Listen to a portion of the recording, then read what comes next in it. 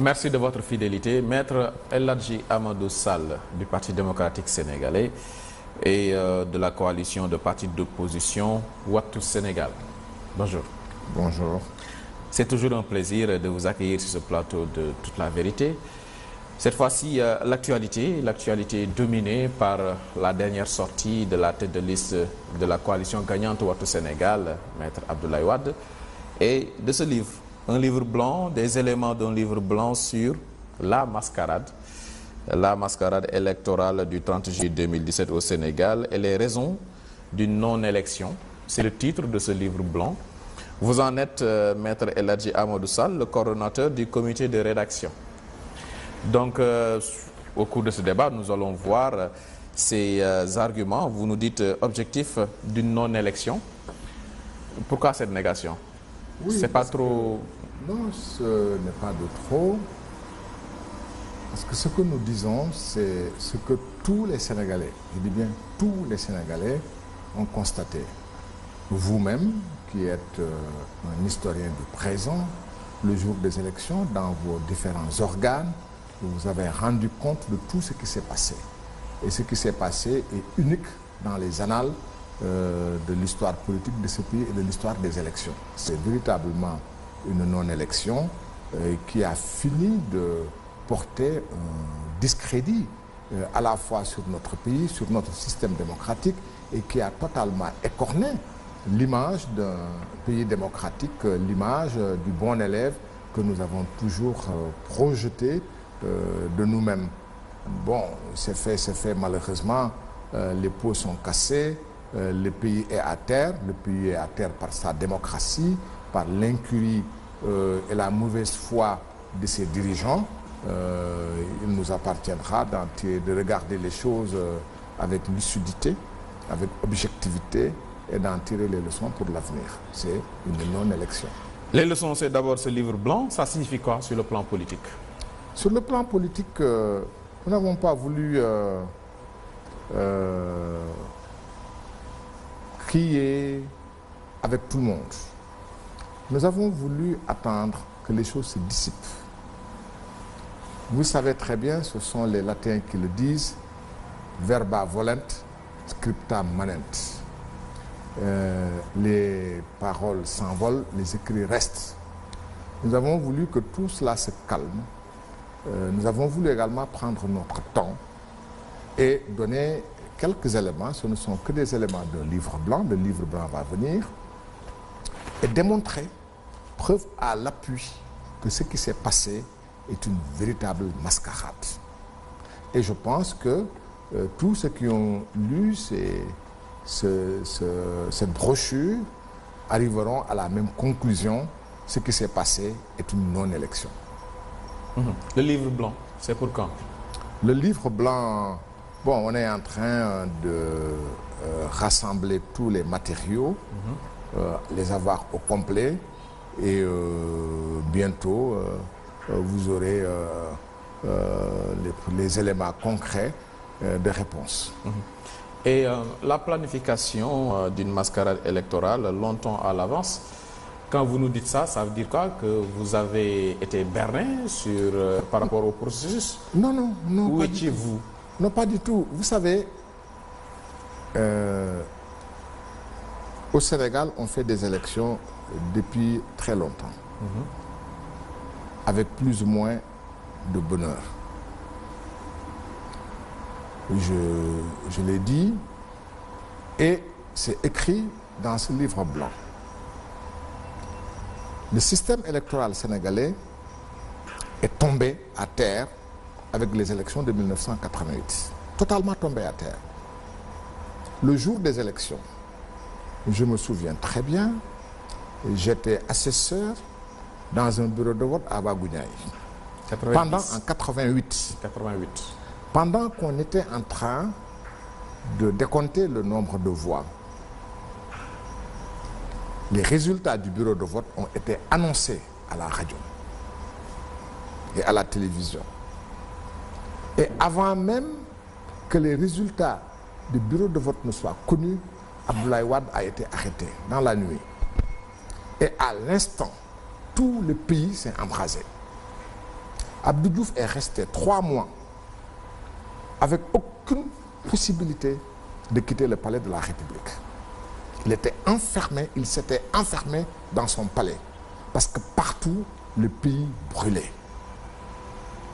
Et je le disais, un journaliste français a contribué aussi à attirer l'attention et à participer au vote comme acteur. À la suite de tout cela, et avec toutes les violences qui ont émaillé tout cela, la classe politique s'est retrouvée ensemble pour discuter d'un code consensuel.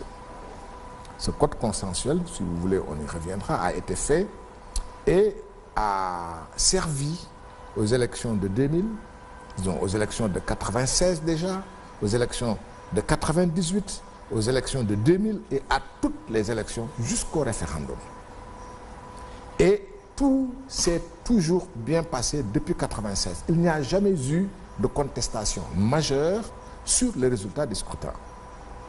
3 présidents ont été élus, 2 présidents ont été battus. Le tout dans, j'allais dire, la bonne humeur.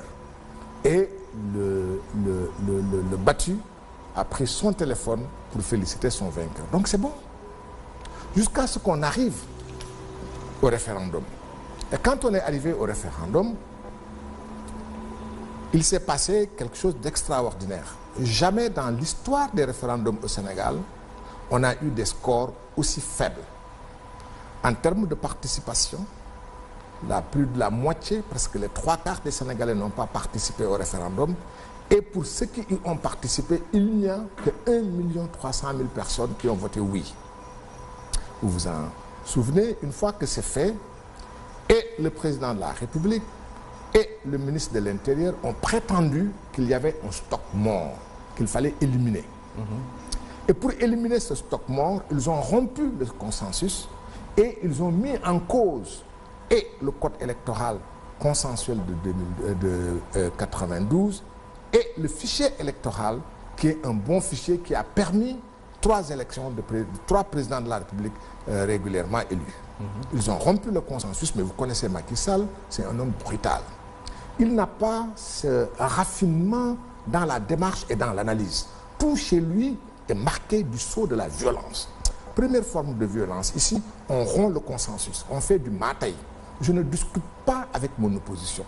Il faut que j'arrive à éliminer le stock mort et à avoir un fichier électoral de 4 millions de personnes. C'est ça qui s'est passé.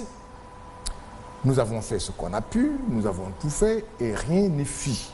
Il lui fallait son fichier de 4 millions. Pourquoi un fichier de 4 millions? Il a déjà un stock de 1 300 000 électeurs, ceux qui ont voté oui. Et donc, s'il a 4 millions d'électeurs, il est assuré déjà d'avoir son stock de base. Il va jouer sur l'abstention, sur les petits problèmes, et il se dira qu'il va gagner. Malheureusement pour lui, les Sénégalais se sont inscrits en masse. Le code dont on dit, le fichier électoral dont on dit qu'il comportait un stock mort de au moins 1 500 000 personnes, qui était le fichier qui était de 5 500 000, ce fichier, avec cette nouvelle refonte, est allé à 6 500 000 électeurs. Évidemment, quand il y a 6 500 000 électeurs, Macky Sall a peur cette fois-ci. Parce qu'il se dit, je n'ai qu'un stock de 1 300 000. S'il y a 6 millions de personnes qui votent, c'est terminé pour moi.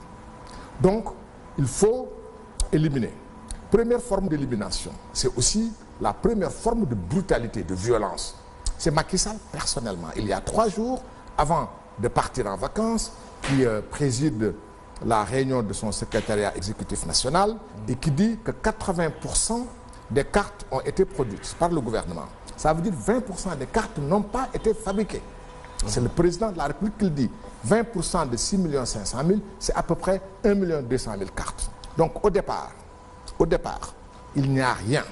Le gouvernement a fait preuve de sabotage pour ne pas produire 1 200 000 cartes. Donc il y a 1 200 000 Sénégalais qui sont privés de leur instrument institutionnel qui leur permet de voter. Fait à dessein. Pour réduire. Deuxième chose, c'est le ministre de l'Intérieur lui-même qui dit que 30% des cartes ne seront pas distribuées. 30% des 5 500 000 Ça fait là également 1 million, un peu plus d'1 million. Donc au départ, Macky Sall a éliminé 2 500 000 Sénégalais du vote. Parce que ces 2 500 000 n'ont pas leur carte. Comment pouvons-nous donner du crédit au départ à une élection dont au départ 2 500 000 personnes sont empêchées de participer? Oui. C'est la première chose. Je termine. C'est pas après déduction. Je me fonde sur ce qu'ils disent. Le président de la République a parlé, à moins que vous dites que le président de la République a dit n'importe quoi, a dit des contre-vérités, il parle. Quand le président de la République nous dit que j'ai produit 80%, je ne déduis pas, cela veut dire que 20% ne sont pas produites. Quand le ministre de l'Intérieur lui-même dit que 30% des cartes ne seront pas distribuées, c'est lui qui le dit, ce n'est pas moi. Et quand il l'a dit, ni la Sénat, ni le directeur des élections ne l'ont contredit. Et jusqu'au moment où je vous parle, la Sénat n'est pas capable de nous dire combien de cartes sont distribuées. Je me fonde sur ce qu'il dit. 2 500 000 Sénégalais sont privés du droit de vote, au départ. Et pour le reste, on a organisé la pagaille.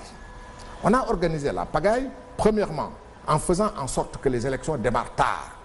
Nous sommes au moins, disons, pendant la période de l'hivernage. Quand ça commence tard, souvent la nuit il pleut. Effectivement, c'est arrivé, la nuit il pleuvait, on a arrêté.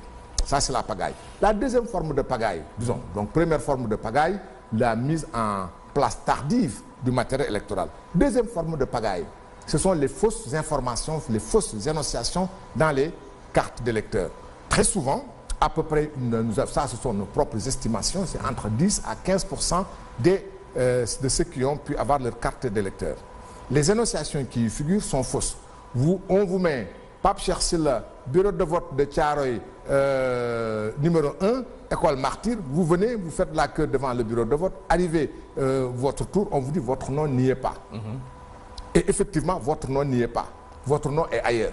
Et donc, lorsque vous faites la queue pendant aussi longtemps et qu'on vous dise que votre nom n'y est pas, on vous désoriente. Très souvent, l'électeur s'en va. Vous pouvez me dire que l'électeur aurait pu aller dans le site du ministère de l'Intérieur pour voir quel est effectivement son bureau de vote.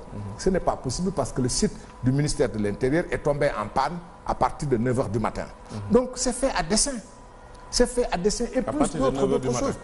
À partir de 9h du matin, le site ne fonctionnait plus.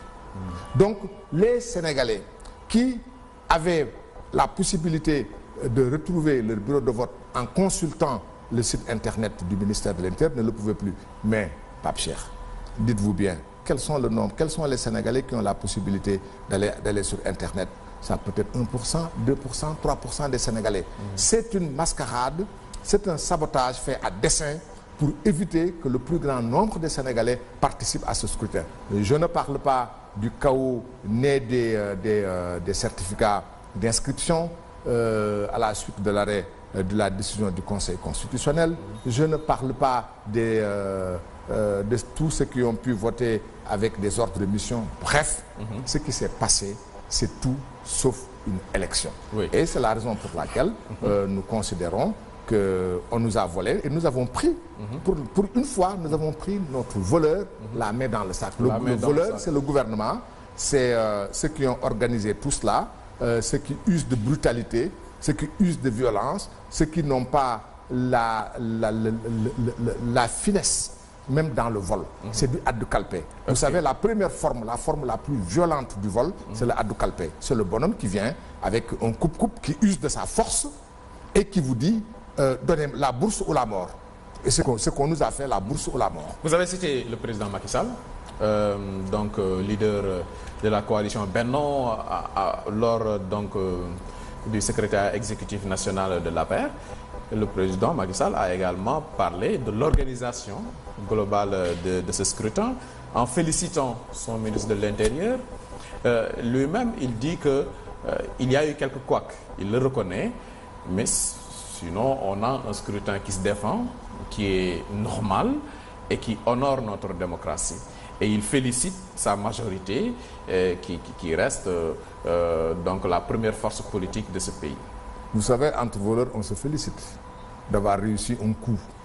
C'est entre voleurs de la République, le terme n'est pas trop fort, c'est entre voleurs qui ont volé les cartes des Sénégalais.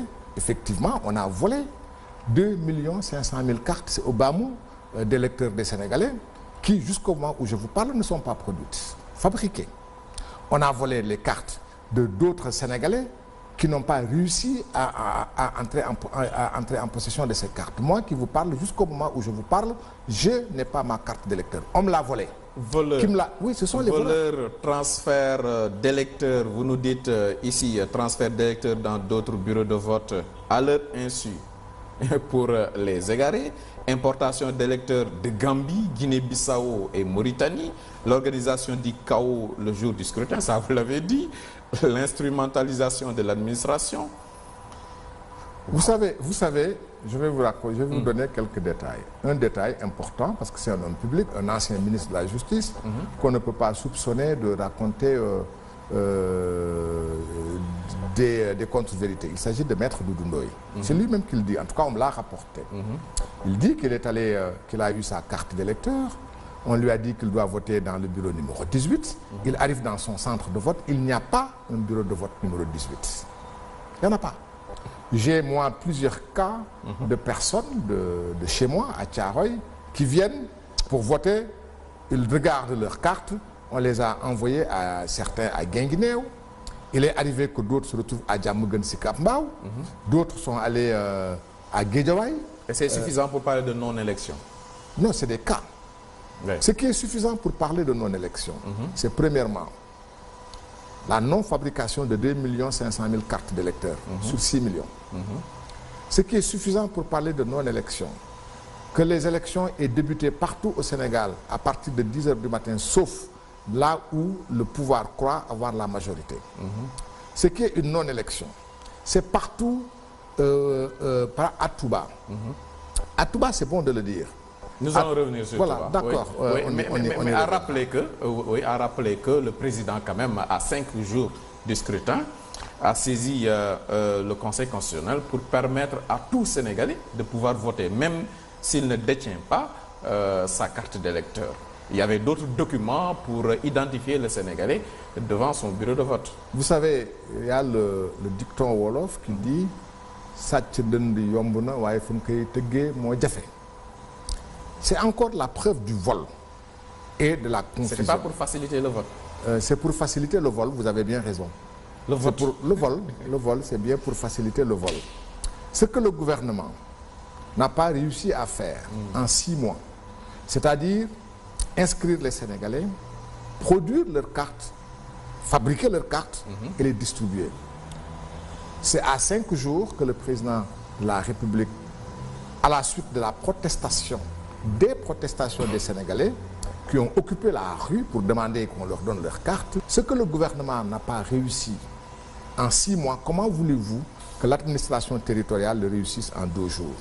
J'ajoute simplement que l'administration territoriale est chargée de l'organisation matérielle de l'élection. Ils sont chargés d'acheminer les PV, ils sont chargés d'acheminer les bulletins, les urnes, tout le matériel électoral. Si on doit y ajouter en plus produire des certificats d'immatriculation, cela veut dire qu'on sabote. Et aujourd'hui, le ministre de l'Intérieur est absolument incapable de nous dire le nombre de certificats d'immatriculation qui ont été faits par les préfets et les sous-préfets. D'autant que nous avons essayé d'en avoir le cœur net.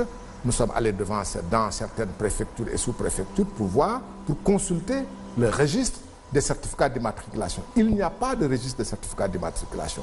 Par contre, ce que l'on sait, c'est qu'il y avait des certificats d'immatriculation présignés à blanc qu'on a remis à des responsables de l'APR qui les ont utilisés. Vous n'osez tout de même pas me dire que ceci ne rentre pas dans les considérations qui aboutissent à une conclusion formelle pour dire que c'est une non-élection.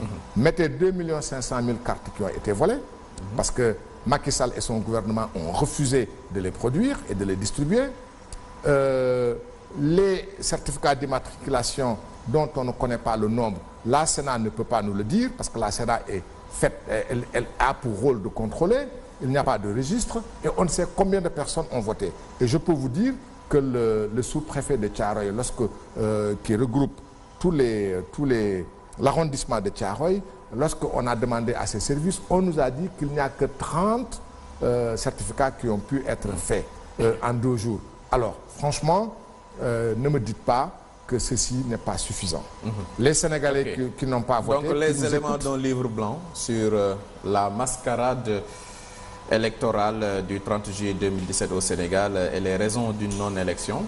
Oui, El Hadji Amadou Sall, le coordonnateur du comité de rédaction. Il y a également dans ce comité Mamadou Lamine Diallo, qui est le coordonnateur de la coalition gagnante Wattu Sénégal. Mamour Diop Decroix, coordonnateur du FPDR, Pape Diop, président de Bokk Gis Gis. Donc, c'est le comité de rédaction. Voilà, parfait, c'est cela. Une courte pause pour revenir après la publicité.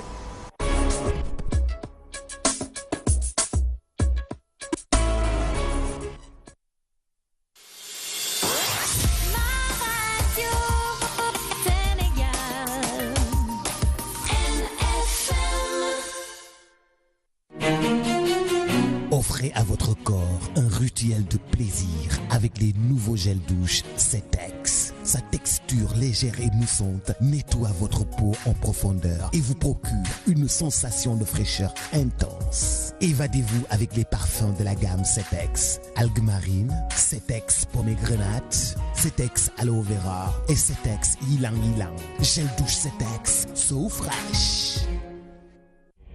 Microbes et bactéries nous suivent partout quand on tourne la main, quand on attrape les objets, quand on mange. On n'a pas toujours accès à l'eau et au savon pour se laver les mains.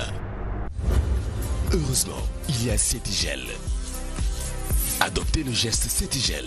Cetigel est un gel désinfectant antibactérien qui élimine jusqu'à 99% des microbes en quelques secondes.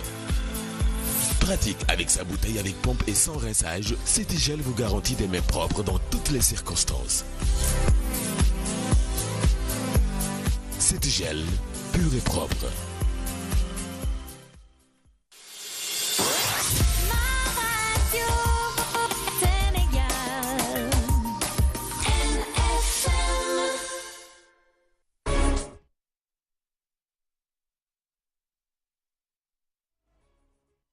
Merci de rester avec nous. El Hadji Amadou Sall, oui, vous nous avez démontré avec vos arguments que les Sénégalais ont assisté à une non-élection.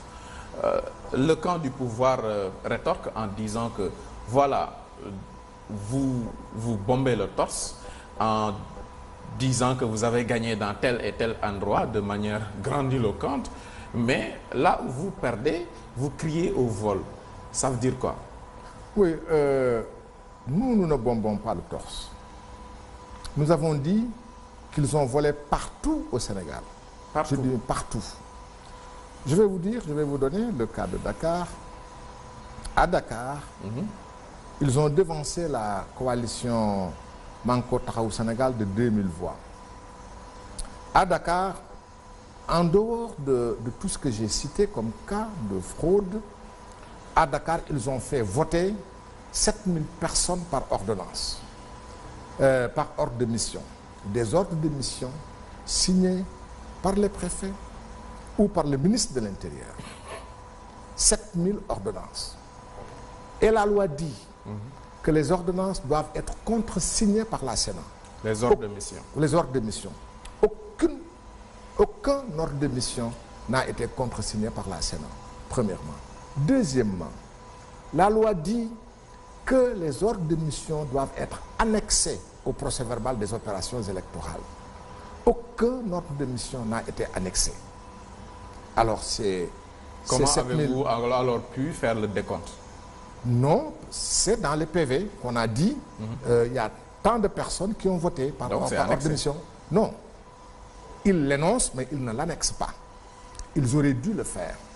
Alors, enlever ces 7000 ordres de mission signés par le ministre de l'Intérieur pour des personnes qui lui sont proches, en tout cas qui sont... Vous les avez identifiés, ces personnes? Ah oui, ce sont des pour l'essentiel, de prétendus éléments des forces de sécurité. Il faut rappeler que les ordres de mission, c'est pour... Oui, les prétendus... Non, c'est de prétendus éléments des forces de sécurité. Oui, des journalistes également. Oui, des journalistes. Mais les journalistes, on peut savoir le nombre, parce que ça doit être signé par les directeurs de publication, on doit connaître le nombre, mais quand une personne se présente comme étant un élément de force de sécurité, qui nous le prouve, bref, c'est 7000 personnes. Enlevez ça de la liste de Dakar et vous verrez tout de suite que la différence s'estompe largement au profit de Manko Taxawu Sénégal.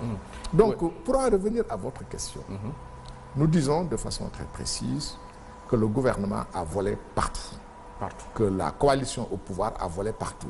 Ce n'est pas parce qu'il a volé partout. La coalition au pouvoir vous dit... je termine, vous m'avez dit que nous bombons le torse. Nous avons dit, nous, à Touba, on nous a volé comme on n'a jamais volé quelqu'un. À Touba, partout à Touba, le vote n'a pu démarrer avant midi. Avant midi. Et il est arrivé dans certains bureaux de vote où les opérations ont commencé à 17h pour se terminer à 20h. Il est arrivé à Touba que le vote se déroule dans des conditions absolument exécrables, sous des tentes et les bulletins posés à même le sol. Des violences ont été exercées par des populations en furie sur 52 bureaux de vote. Et le reste, près de 200 bureaux de vote n'ont connu aucune opération. Vous savez pourquoi? Parce qu'il n'y avait pas de bulletin de vote. Il n'y avait pas de bulletin. Il y avait la pluie également à Touba. Oui, mais... Et après? Il y avait le vent, et après, la pluie. Et après? Et il y a beaucoup Continuons, il y avait le soleil. Il y a des endroits où on fait le vote sous la neige, sous la pluie. Et alors? Et vous dans avez le désert? à Touba. Et après? Et après? Au finish... C'est parce que précisément, je vais vous dire, vous savez, à Touba nous avons gagné parce que nous sommes majoritaires à Touba comme nous sommes majoritaires ailleurs. Et à Touba, la majorité qui nous est favorable est telle qu'il a fallu tout faire pour que le tiers des électeurs ne puisse pas se prononcer. Comme il a fallu partout ailleurs faire en sorte que les Sénégalais ne puissent pas se prononcer. Ce n'est pas parce que nous avons été battus ailleurs qu'ailleurs il n'y a pas de vol. Il y a des vols partout. Ce n'est pas parce que non plus qu'ils ont volé qu'on n'a pas pu. Vous savez les voleurs. Il arrive que les voleurs volent, disparaissent. Il arrive que des voleurs volent pour chasser et qui réussissent à s'en échapper. Il arrive que des voleurs volent et qu'on les prenne. Et quand on prend le voleur, Dieu merci, nous ne sommes pas dans un régime islamique, mais sinon, on leur aurait coupé la main. On aurait coupé la main de tout ce qui peu ou prou, de loin ou de près, ont participé à ce vol-là. D'accord? On a pris nos voleurs à Touba, on les a, malgré leur vol, ils n'ont pas réussi à faire leur coup. Ailleurs, ils ont réussi. Dans d'autres endroits, ils n'ont pas réussi. Pourquoi ça, ils ont introduit alors des recours à Touba notamment? Vous n'en faites pas? Nous avons dit que nous ne faisons pas de recours. Sauf un de nos candidats à Paris qui a fait un recours, mais là, parce que c'était une nullité d'ordre absolu. Nous estimons que ce qui nous intéresse, ce n'est pas de donner du crédit à ces élections. Ce qui nous intéresse, c'est avec les Sénégalais, de constater avec les Sénégalais, avec la majorité des Sénégalais, que ce qui s'est passé n'est pas un scrutin, ce n'est pas une élection. Et ce que j'ai le plus grand respect pour les magistrats, j'ai le plus grand respect pour nos institutions, mais ce que le Conseil constitutionnel a fait est tel que nous ne pouvons plus, pour ce qui nous concerne, lui accorder quelque crédit que ce soit. C'est notre droit. C'est notre droit de porter un jugement critique sur une institution qui n'est pas à la hauteur de sa tâche, à la hauteur de ses devoirs. Nous estimons, avec tout le respect que nous devons à l'institution, que le Conseil constitutionnel n'est pas à la hauteur de ses devoirs tels que la Constitution les lui donne. Ils n'ont pas joué le rôle. Vous n'avez pas confiance en la présidence? Absolument. Nous n'avons pas confiance parce que lorsque le Conseil constitutionnel va jusqu'à dire qu'on peut violer la loi, parce que la loi dit, c'est la loi, ce n'est pas moi. Et la loi, elle est au-dessus de tous les Sénégalais. La loi dit qu'on ne peut pas voter avec autre chose que sa carte d'identité. Et le Conseil constitutionnel va au-delà en disant que le gouvernement peut prendre une décision qui permet aux uns et aux autres de voter. Il fallait quand même trouver une solution. Mais la solution, elle est très simple. Non, repousser l'élection. Pape Cheikh, non, c'est trop facile. Ça devient trop facile. Quand on est un gouvernement, on vient, on leur dit, on fait un audit. Ils disent non, on ne fait pas d'audit. Vous avez entendu, parce que vous êtes Sénégalais. Les Sénégalais ont entendu. Macky Sall a dit, quand il a demandé, quand il a fait son appel au dialogue, il a dit que le Sénégal est arrivé à un niveau de maturité tel qu'on n'a plus besoin de confier le ministère de l'Intérieur en charge des élections à une personnalité neutre, qu'on n'a même plus besoin d'observateurs parce que nous sommes arrivés à maturité et qu'il est capable d'organiser des élections respectant les standards internationaux. C'est le président qui le dit. Et qui dit qu'il n'a pas besoin de l'argent des étrangers pour faire un fichier électoral. Il prend sur nos caisses 52 milliards. Et au bout de 6 mois, il nous dit que je ne suis pas capable de produire 20% des cartes d'électeurs. On prend un bâton, on doit les fouetter pour leur dire, alors là, vous n'avez pas dit la vérité aux Sénégalais. C'est ça qu'aurait dû faire le Conseil constitutionnel.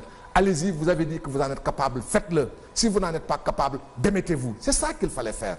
Quand Macky Sall dit, je peux, faites-moi confiance, on lui a fait confiance. Il ne peut pas, il ne faut pas lui permettre de frauder. C'est ça la réalité. Oui, donc franchement, l'administration a essayé. On ne demande pas, on ne leur demande pas d'essayer. Une refonte. On ne leur demande pas d'essayer, on leur demande de faire. On leur a dit, on le fait ensemble. Il dit, on n'a pas besoin de discuter avec vous. Vous l'avez vu, ils ont fait ça, ils ont rompu le consensus. Ils ne veulent pas de l'opposition. Ils ne veulent pas de la société civile. Et là, ils ne veulent pas. À 5 jours du scrutin, vous avez appelé les Sénégalais à manifester pour aller retirer leur carte d'électeur. Non, on n'a pas demandé aux Sénégalais d'aller manifester pour retirer leur carte d'électeur. On a demandé. Il y a même des jeunes qui vous pouvez mépriser à Pape Cheikh Sylla ceux qui sont allés. J'en fais partie. Méprisez-moi, mais c'est mon droit. Si vous me traitez de poignée. Je dis, ce n'est pas une poignée. Ce sont les Sénégalais. Ou alors, fermez votre radio. Parce que dans votre radio, quand vous ouvrez l'antenne dans votre radio, c'est des centaines de Sénégalais qui viennent dans les émissions Wax Sa Khalat et qui disent que nous voulons obtenir notre truc. Ces Sénégalais-là ne dites pas, beaucoup de Sénégalais qui réclament leur carte. S'il vous plaît, je termine. Ne dites pas que c'est une poignée. Donc je dis, ce ne sont pas une poignée. Les Sénégalais n'ont pas dit, on n'a pas dit aux Sénégalais, allez demandez vos cartes. Nous leur avons dit, vos cartes ne sont pas produites, allez demander au gouvernement de produire vos cartes et de vous les distribuer. C'est ça qu'on a demandé. Donc, pour en revenir à la question, c'est-à-dire que c'est le gouvernement qui est incapable de produire nos cartes. Alors, que voulez-vous qu'on use d'expédient? Il fallait faire quoi? Il fallait faire quoi? Il fallait produire les cartes. Mais pourquoi le gouvernement n'a pas produit les cartes? Est-ce que Macky Sall, qui dit à ses militants, à ses responsables, que 80% des cartes ont été fabriquées, est-ce qu'il nous a dit pourquoi 20% des cartes n'ont pas été fabriquées? Est-ce qu'il nous en donne la raison? Non. Ils ont dépassé les 4 millions, le chiffre de 4 millions. Non, mais on ne se préoccupe pas de 4 millions. C'est 6 500 000 Sénégalais qui se sont inscrits. Et c'est 52 milliards de nos francs. Ou alors, est-ce qu'ils ont bouffé cet argent? Est-ce qu'ils ont... ou alors, qu'est-ce qu'ils ont fait de notre argent? Ils l'ont bouffé ou quoi? Ils l'ont mis où? Est-ce que ce n'est pas de la corruption avec ce qu'ils produisent? Il faut qu'on nous dise. Il faut que Macky Sall nous rassure. Parce que c'est lui le président de la République. C'est lui qui a fait voter un budget de 52 milliards pour tout préparer. Il faut qu'il nous dise où sont passés nos 52 milliards. Ce ne sont pas ces 52 milliards. C'est notre argent pour faire des cartes. Il a utilisé l'argent et nous n'avons pas nos cartes.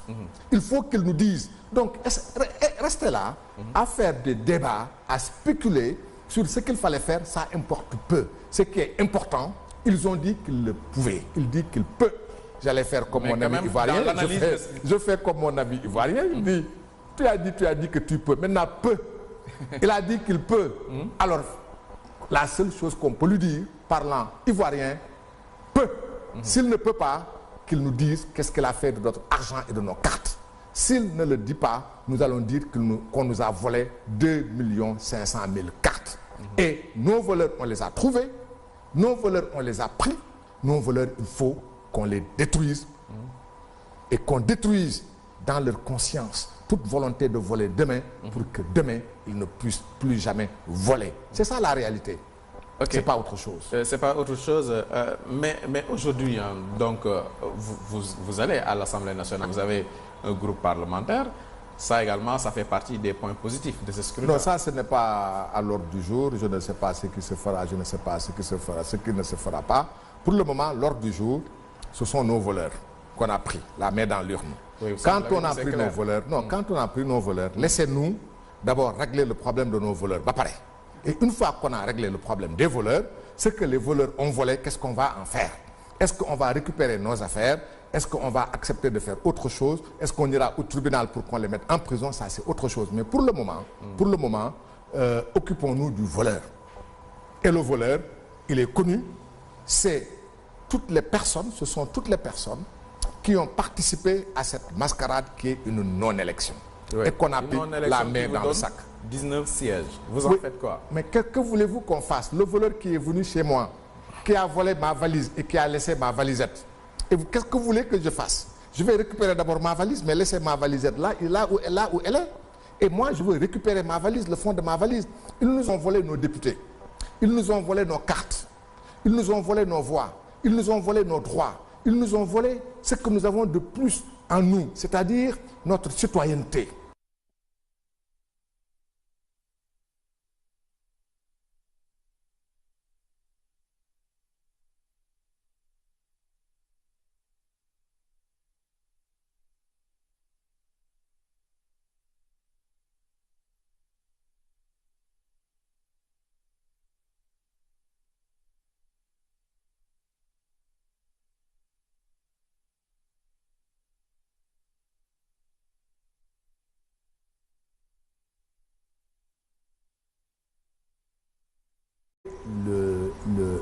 Le battu a pris son téléphone pour féliciter son vainqueur. Donc c'est bon. Jusqu'à ce qu'on arrive au référendum. Et quand on est arrivé au référendum, il s'est passé quelque chose d'extraordinaire. Jamais dans l'histoire des référendums au Sénégal, on a eu des scores aussi faibles. En termes de participation, plus de la moitié, presque les 3/4 des Sénégalais n'ont pas participé au référendum. Et pour ceux qui y ont participé, il n'y a que 1 300 000 personnes qui ont voté oui. Vous vous en souvenez, une fois que c'est fait, et le président de la République et le ministre de l'Intérieur ont prétendu qu'il y avait un stock mort, qu'il fallait éliminer. Et pour éliminer ce stock mort, ils ont rompu le consensus et ils ont mis en cause et le code électoral consensuel de 92 et le fichier électoral qui est un bon fichier qui a permis 3 élections de 3 présidents de la République régulièrement élus. Ils ont rompu le consensus, mais vous connaissez Macky Sall, c'est un homme brutal. Il n'a pas ce raffinement dans la démarche et dans l'analyse. Tout chez lui est marqué du sceau de la violence. Première forme de violence, ici, on rompt le consensus, on fait du mataï. Je ne discute pas avec mon opposition.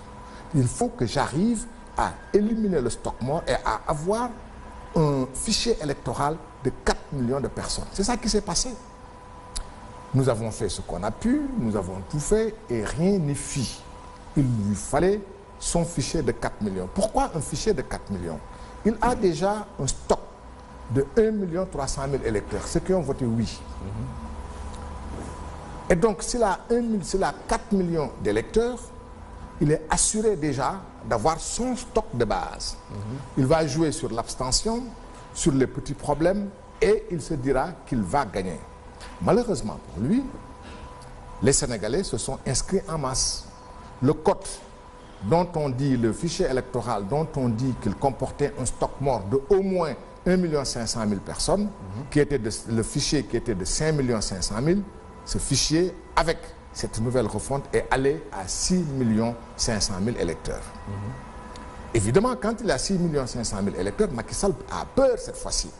Parce qu'il se dit, je n'ai qu'un stock de 1 300 000. S'il y a 6 millions de personnes qui votent, c'est terminé pour moi. Donc, il faut éliminer. Première forme d'élimination, c'est aussi la première forme de brutalité, de violence. C'est Macky Sall, personnellement. Il y a 3 jours, avant de partir en vacances, qui préside la réunion de son secrétariat exécutif national et qui dit que 80% des cartes ont été produites par le gouvernement. Ça veut dire 20% des cartes n'ont pas été fabriquées. C'est le président de la République qui le dit. 20% de cessins C'est fait à dessein et plus d'autres choses. À partir de 9h du matin, le site ne fonctionnait plus. Donc, les Sénégalais qui avaient la possibilité de retrouver leur bureau de vote en consultant le site internet du ministère de l'Intérieur ne le pouvaient plus. Mais, Pape Cheikh, dites-vous bien, quels sont le nombre, quels sont les Sénégalais qui ont la possibilité d'aller sur internet? Ça peut être 1%, 2%, 3% des Sénégalais. C'est une mascarade, c'est un sabotage fait à dessein pour éviter que le plus grand nombre de Sénégalais participent à ce scrutin. Je ne parle pas du chaos né des certificats d'inscription à la suite de l'arrêt de la décision du Conseil constitutionnel. Je ne parle pas de tous ceux qui ont pu voter avec des ordres de mission. Bref, ce qui s'est passé, c'est tout sauf une élection. Oui. Et c'est la raison pour laquelle nous considérons qu'on nous a volé et nous avons pris, pour une fois, nous avons pris notre voleur la main dans le sac. Le voleur, c'est le gouvernement, c'est ceux qui ont organisé tout cela, ceux qui usent de brutalité, ceux qui usent de violence, ceux qui n'ont pas la finesse, même dans le vol. C'est du addu calpé. Vous savez, la première forme, la forme la plus violente du vol, c'est le addu calpé. C'est le bonhomme qui vient avec un coupe-coupe qui use de sa force et qui vous dit donnez la bourse ou la mort. Et c'est ce qu'on nous a fait, la bourse ou la mort. Vous avez cité le président Macky Sall, leader de la coalition Benno, lors du secrétaire exécutif national de l'APR. Le président Macky Sall a également parlé de l'organisation globale de ce scrutin en félicitant son ministre de l'Intérieur. Lui-même, il dit qu'il y a eu quelques couacs, il le reconnaît, mais sinon on a un scrutin qui se défend, qui est normal et qui honore notre démocratie. Et il félicite sa majorité qui reste donc la première force politique de ce pays. Vous savez, entre voleurs, on se félicite d'avoir réussi un coup. C'est entre voleurs de la République, le terme n'est pas trop fort, c'est entre voleurs qui ont volé les cartes des Sénégalais. Effectivement, on a volé 2 500 000 cartes, c'est au bas mot d'électeurs des Sénégalais, qui jusqu'au moment où je vous parle ne sont pas produites, fabriquées. On a volé les cartes de d'autres Sénégalais qui n'ont pas réussi à entrer en possession de ces cartes. Moi qui vous parle, jusqu'au moment où je vous parle, je n'ai pas ma carte d'électeur. On me l'a volé. Voleurs. Oui, ce sont les voleurs. Transfert d'électeurs, vous nous dites ici, transfert d'électeurs dans d'autres bureaux de vote à leur insu pour les égarer. Importation d'électeurs de Gambie, Guinée-Bissau et Mauritanie. L'organisation du chaos le jour du scrutin, ça vous l'avez dit. L'instrumentalisation de l'administration. 6 500 000, c'est à peu près 1 200 000 cartes. Donc au départ, il n'y a rien. Le gouvernement a fait preuve de sabotage pour ne pas produire 1 200 000 cartes. Donc il y a 1 200 000 Sénégalais qui sont privés de leur instrument institutionnel qui leur permet de voter. Fait à dessein. Pour réduire. Deuxième chose, c'est le ministre de l'Intérieur lui-même qui dit que 30% des cartes ne seront pas distribuées. 30% des 5 500 000. Ça fait là également 1 million, un peu plus d'1 million. Donc au départ, Macky Sall a éliminé 2 500 000 Sénégalais du vote.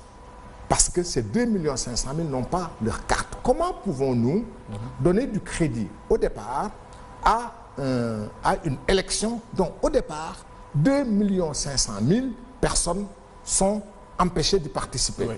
C'est la première chose. Je termine. C'est pas après déduction. Je me fonde sur ce qu'ils disent.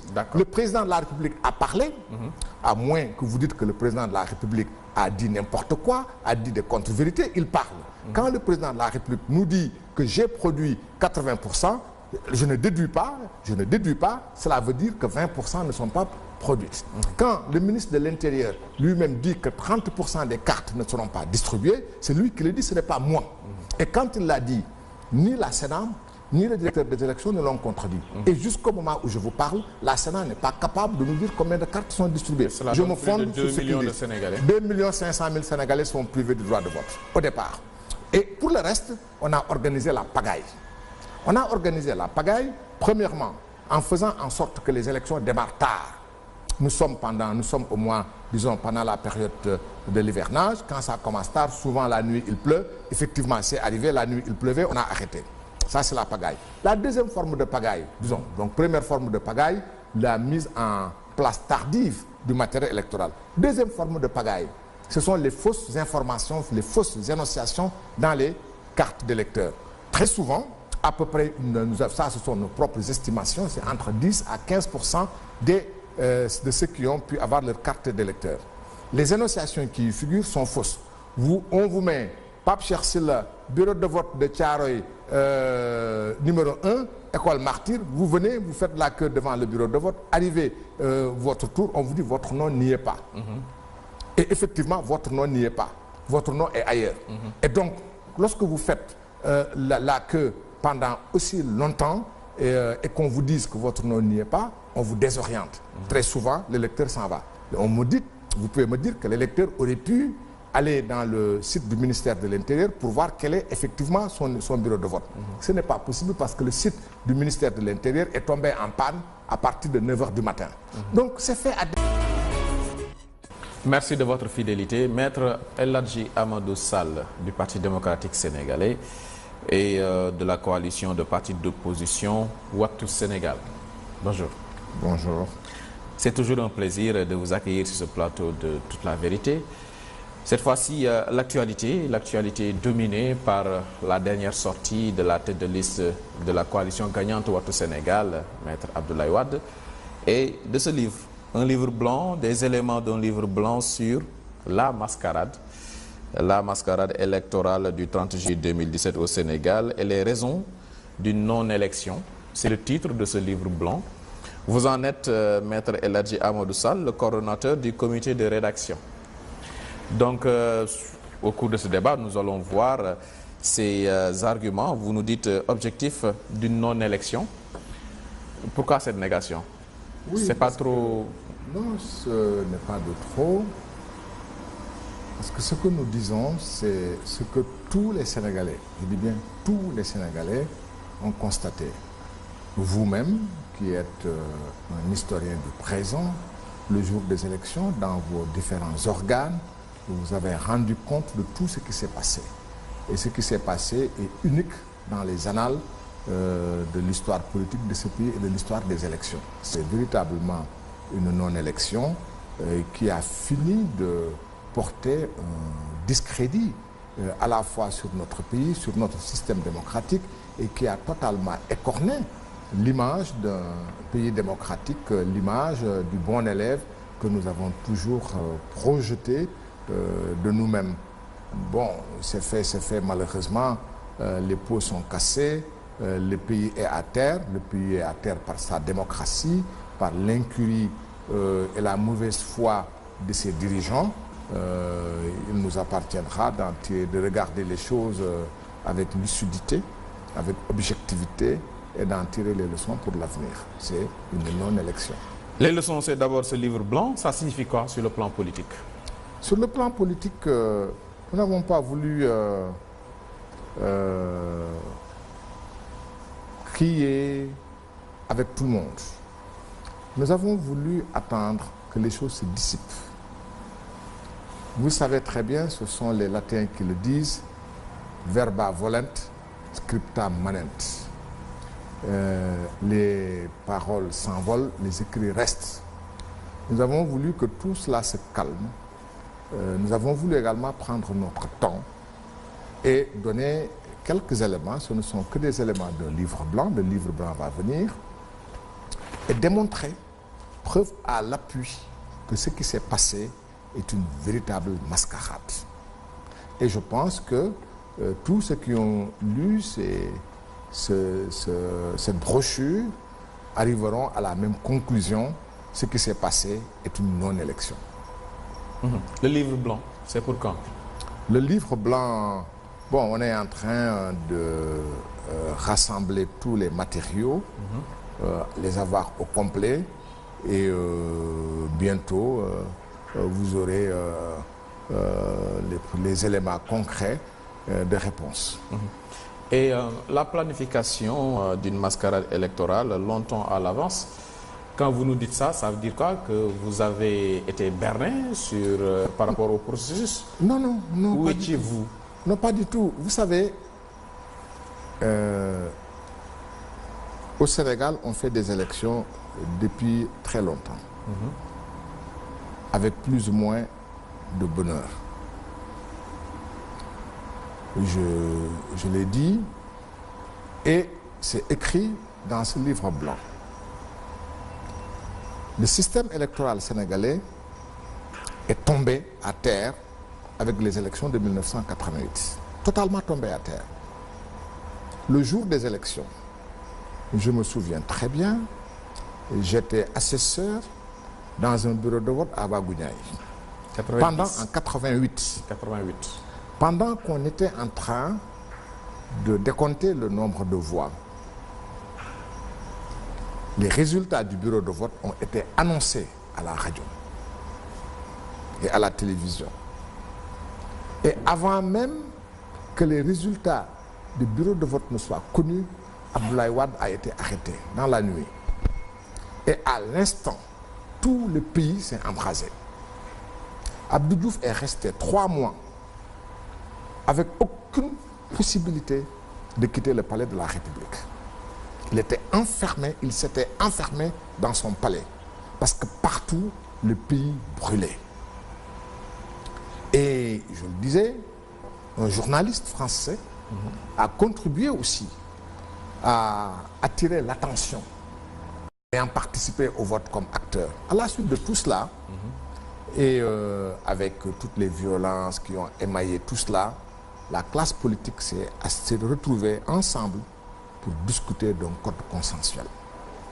Ce code consensuel, si vous voulez, on y reviendra, a été fait et a servi aux élections de 2000, disons aux élections de 96 déjà, aux élections de 98, aux élections de 2000 et à toutes les élections jusqu'au référendum. Et tout s'est toujours bien passé depuis 96. Il n'y a jamais eu de contestation majeure sur les résultats du scrutin. 3 présidents ont été élus, 2 présidents ont été battus. Le tout dans, j'allais dire, la bonne humeur. Et